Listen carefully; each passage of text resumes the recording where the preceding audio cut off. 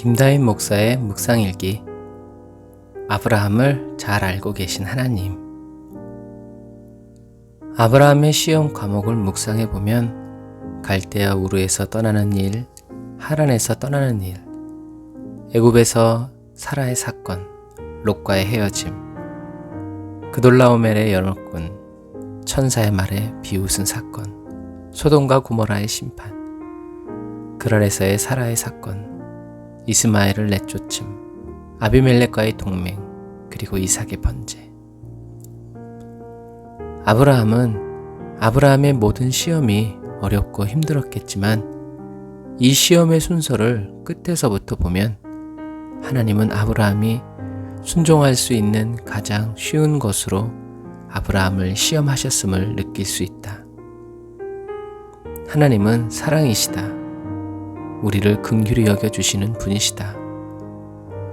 하나님은 이처럼 아브라함의 믿음의 수준을 잘 알고 계셨고 나도 잘 알고 계신다. 그러므로 시험이 찾아올 때 지레 겁먹고 놀라지 말자. 감당할 시험밖에는 허락지 않으신다. 괜히 있지도 않은 일에 상상의 날개를 펼치지 말자. 하나님의 시험을 피하려고 하지 말고 감당하려고 하자. 그럼 뜻밖의 은혜와 능력을 얻게 될 것이다. 그리스도인의 자신감은 능력으로부터 오고 그 능력은 하나님께로부터 온다. 그 모든 시험의 여정을 주님과 함께 걸어간 아브라함은 드디어 하나님만을 경외하고 하나님만을 최고로 사랑하는 그리스도인으로 인정을 받는다. 어쩌면 이는 당연한 결과다. 하나님은 결코 나를 포기하지 않으시기에.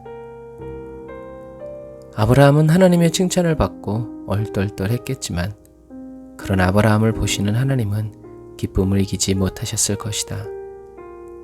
박장대소를 하셨을지도 모른다. 사랑이 모든 어려움과 문제를 이기고 극복하게 한다.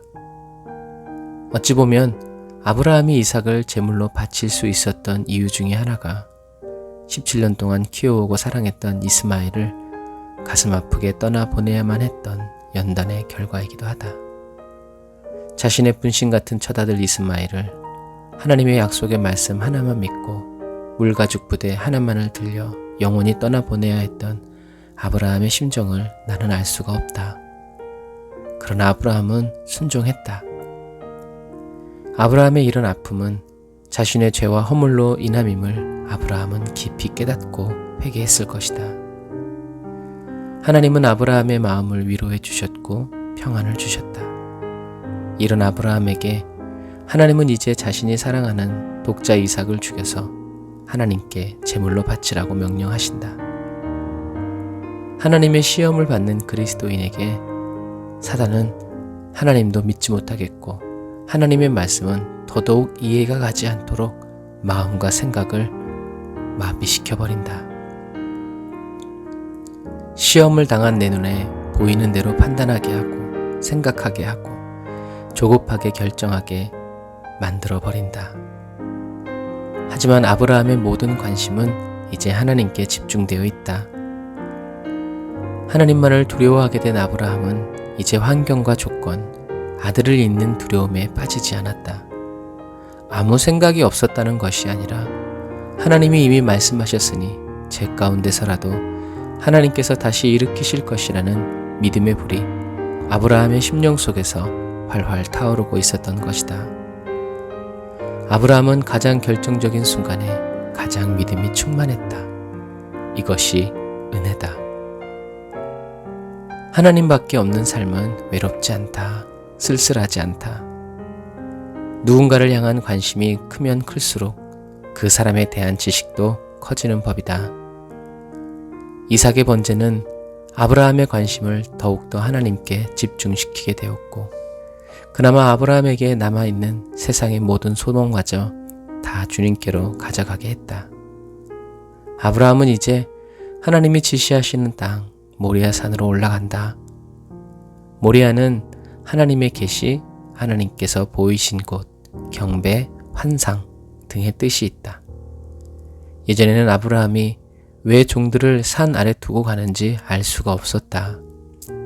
그런데 묵상을 하다 보니 아브라함의 충직한 종들이 아브라함이 이삭을 번제로 드리기 위해 이삭을 죽이려고 할 때 얼마든지 노쇠한 아브라함을 제지할 수 있기 때문이라는 것을 느꼈다.